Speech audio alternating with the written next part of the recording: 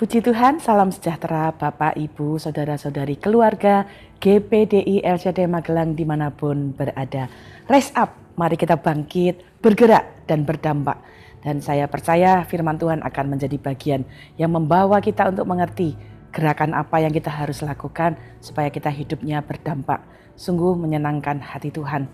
Hari ini kita akan belajar bersama-sama merenungkan Matius pasal yang ke-7. Dengan satu tema serupa tapi tak sama. Serupa tapi tak sama itu sebuah kalimat yang menggambarkan beberapa atau satu atau dua hal yang terlihat, dua atau tiga hal atau lebih ya, yang terlihatnya itu sebenarnya tidak berbeda gitu, atau mungkin seperti sama. Tetapi ternyata waktu diamati lebih jauh, diperhatikan lebih jauh, ternyata ada banyak perbedaan-perbedaannya. Mari kita membaca bersama hal ini dalam Matius 7 ayat 24 sampai 27. Setiap orang yang mendengar perkataanku ini dan melakukannya, ia sama dengan orang yang bijaksana, yang mendirikan rumahnya di atas batu. Kemudian turunlah hujan dan datanglah banjir. Lalu angin melanda rumah itu. Tetapi rumah itu tidak rubuh sebab didirikan di atas batu. Tetapi setiap orang yang mendengar perkataanku ini dan tidak melakukannya, ia sama dengan orang yang bodoh yang mendirikan rumahnya di atas pasir. Kemudian turunlah hujan dan datanglah banjir. Lalu angin melanda rumah itu sehingga rubuhlah rumah itu dan hebatlah kerusakannya. Ini adalah perkataan Yesus sendiri yang kita dapat belajar ya. Ada beberapa hal yang kita dapat lihat, ada perumpamaan tentang orang yang membangun. Ya, apa yang kita sedang bangun dalam hidup kita. Ya, ketika kita sedang berjalan sampai hari ini ya, kita bisa merenungkan kita sedang membangun, apakah kita membangun sesuatu yang indah, apakah kita membangun sesuatu yang produktif, apakah kita membangun sesuatu yang akan berlangsung lama, ya langgeng. Ya, nah Yesus mengajar melalui dua macam orang yang membangun, sama-sama membangun, kelihatannya serupa tapi ternyata berbeda. Nah ini yang kita dapat terapkan dalam hal-hal yang kita bangun dalam hidup ini. Apa yang kita dapat lihat? Pertama ya, persamaan mereka. Kedua orang yang membangun ini, mereka kedua-duanya mendengar perkataan Kristus ya. Bapak Ibu Saudara dapat baca ayat 24, 26 menulis setiap orang yang mendengar perkataanku ini. Berarti sama-sama mendengar. Karena mendengar itu sebenarnya sesuatu yang penting bagi iman kita, bagi kehidupan kita. Roma 10 ayat 17 menjelaskan apa yang penting untuk kita dengar dalam hidup kita. Ayat ini Roma 10 ayat 17 berkata, jadi iman timbul dari pendengaran dan pendengaran oleh firman Kristus. Dalam kita membangun hidup ini, kita penting sekali mendengar suara Tuhan, perkataan Kristus menjadi petunjuk di dalam kehidupan kita. Nah, tetapi ternyata itu bukan hanya sampai di situ. Persamaan keduanya adalah dua-duanya sama-sama membangun rumah. Ya, itu penting karena kita semua itu menjadi sesuatu yang harus memperhatikan bagaimana cara kita membangun.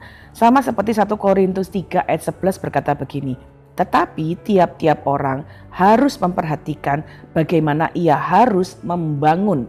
Jadi iman yang dibangun di atasnya itu seperti apa. Nah Bapak Ibu Saudara, ini satu perumpamaan yang baik sekali untuk kita renungkan. Kita semua itu membangun kehidupan. Saya membangun kehidupan saya, Bapak Ibu Saudara membangun kehidupan. Ya kita semua membangun seumpama batu, kita susun demi batu. Apa yang kita bisa renungkan dalam kehidupan yang kita bangun ini? Kita bangun dari keputusan satu ke keputusan yang lain.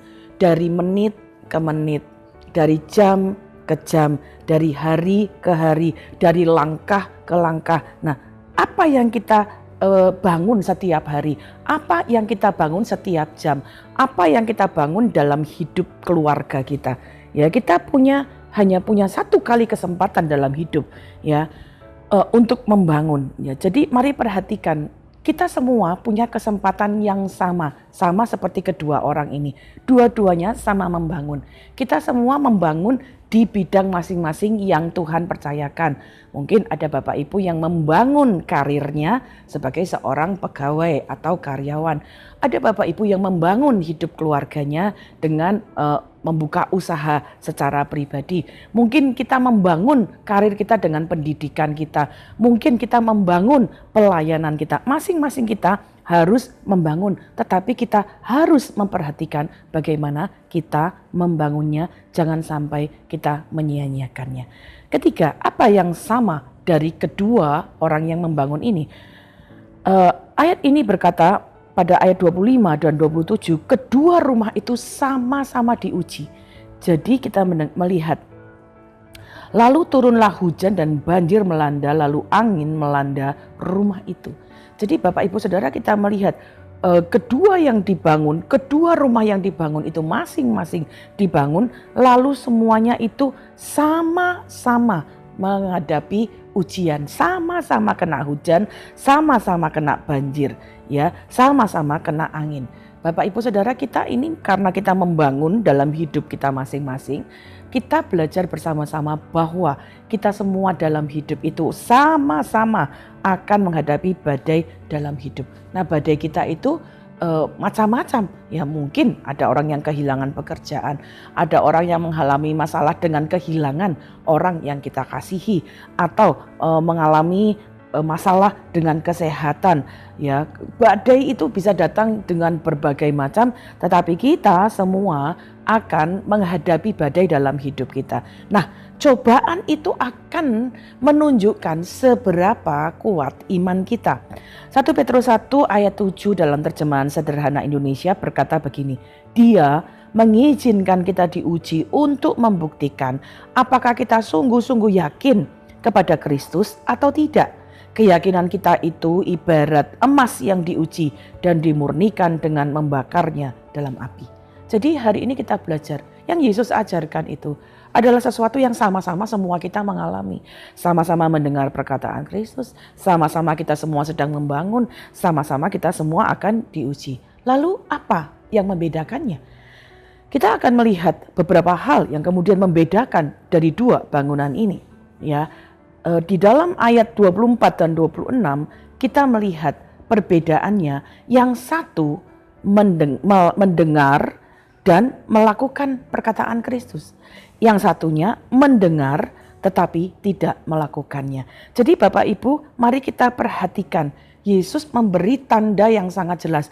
Bukan berarti Yesus mengatakan dia mendengar dan mengerti. Dia mendengar dan mengagumi. Wah, perkataan Kristus itu bagus ya. Wah, khotbahnya enak ya. Wah, khotbahnya luar biasa. Atau bahkan mungkin kita berkata, wah, aku dengar itu aku dikuatkan, aku percaya. Tidak cukup sampai di situ. Tetapi perbedaannya untuk seseorang yang sedang membangun ya adalah dia melakukan atau tidak. Ya, jadi bukan antara mendengar dan tidak mendengar. Kita semua sama-sama mendengar firman Tuhan. Kita semua sama-sama belajar tentang firman Tuhan. Tetapi Tuhan ingin kita punya iman yang sejati, yang bukan saja mendengar, tetapi melakukan perbuatan yang baik.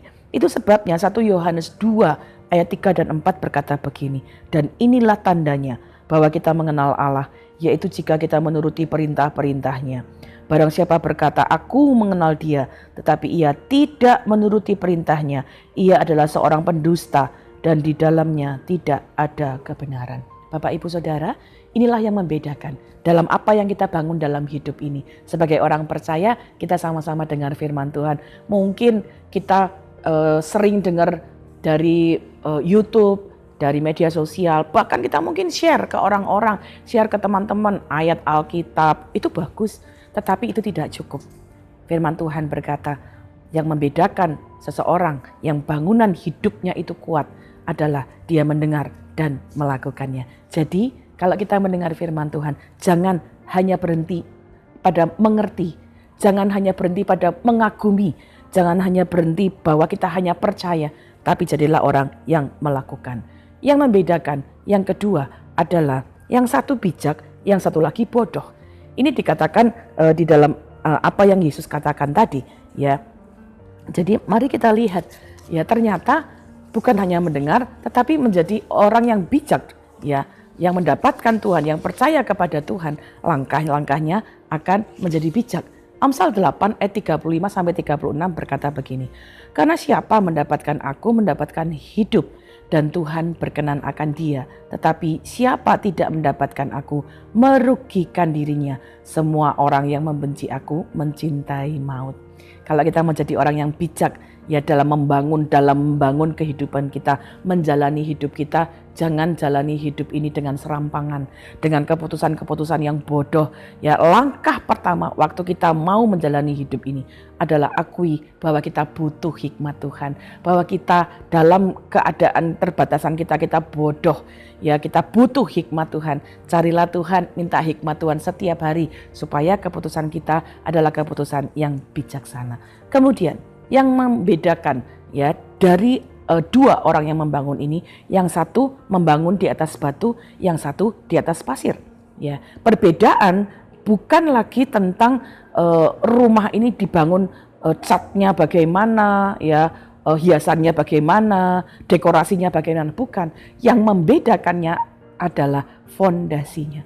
Mungkin hidup kita terlihat di luar itu sama-sama ke gereja, sama-sama rajin, sama-sama pelayanan, tetapi yang terlihat dasar hidup kita harusnya adalah dasar yang kuat. Kenapa? Waktu ada badai, setiap orang akan terlihat dasar yang kuat itu di mana.